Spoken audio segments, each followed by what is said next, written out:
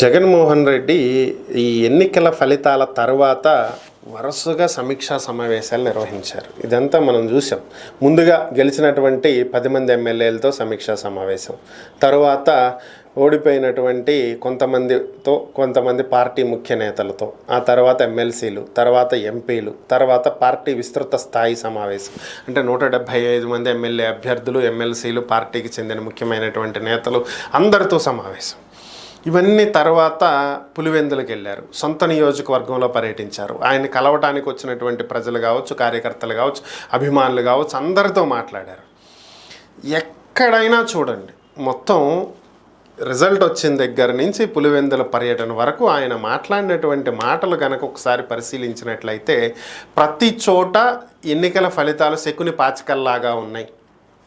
ఈవీఎంల్లో గోల్మాల్ జరిగింది, జనానికి మనం చేసిన మంచి ఇంకా జనాలలో మధ్యలోనే ఉంది, ప్రజలు మనల్ని ఆదరిస్తున్నారు, మనకి 40% ఓటింగ్ ఉంది, మీరేం అధైర్యపడవలసినటువంటి అవసరం లేదు, మీకు అండగా నేను ఉంటాను, ఇంకా ప్రజల్లో మనం చేసిన మంచి గుర్తుంది, ఏదో అద్భుతాలు జరుగుతున్నాయి అన్నట్టే మాట్లాడారు తప్ప ఎక్కడా కూడా ఓటమికి గల కారణాలేంటి, ఎందుకు మనకి ఈ పరిస్థితికి వచ్చింది, 151 సీట్ల నుంచి 11 సీట్లకి పడిపోవాల్సినటువంటి పరిస్థితి ఎందుకు వచ్చింది, ఇన్ని సంక్షేమ పథకాలు అమలు చేసాం, 2 లక్షల కోట్లకు పైన ప్రజలకు అందజేసామని చెప్పుకుంటున్నాం కదా, మరి ఇంత చేస్తే ప్రజలు ఎందుకు మనల్ని వ్యతిరేకించారు అనేటువంటి ఒక్క ఆలోచన మాత్రం ఈరోజు వరకు ఆయన చెయ్యకపోవడం అనేది నిజంగా శోచనీయమైనటువంటి అంశం.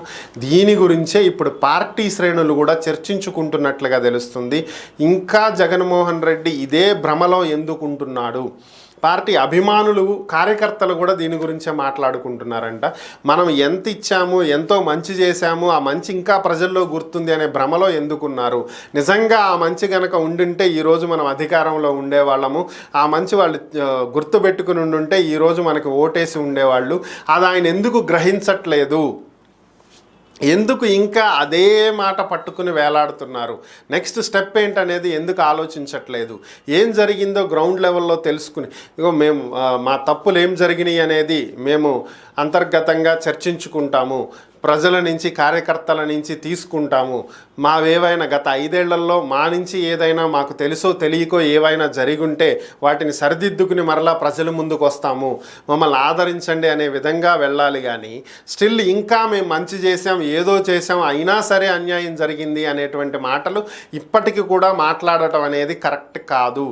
ఇప్పటికైనా ఆయన మారాలి. ఇంకా అదే భ్రమలో, అదే మాటలు, అదే విధంగా ఎన్నికలకు ముందేం చెప్పాడో ఇప్పుడు కూడా అదే చెప్తున్నాడు, అదే చెప్పి నమ్మించే ప్రయత్నం చేస్తున్నారు.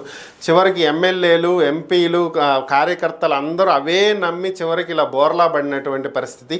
మనం అంతా మంచి చేసేసాం, అంతా బాగుంది, ఓట్లన్నీ మనకే గుద్దేస్తారు, బటన్లు నొక్కేస్తారని చెప్పి ఫీల్ అయ్యి చివరికి ఈ పరిస్థితికి వచ్చాం. ఇప్పటికి కూడా ఆయనలో మార్పు రావట్లేదే అని చెప్పి చర్చించుకుంటున్నటువంటి పరిస్థితి. కానీ ఇప్పటికైనా సరే జగన్మోహన్ రెడ్డి వాస్తవాలను గుర్తించాలి, ఏం జరుగుతుంది అనేది తెలుసుకోవాలి, ప్రజల మధ్యకు రావాలి, కార్యకర్తలతో సమావేశం అవ్వాలి, వాళ్ళు చెప్పేది వినాలి.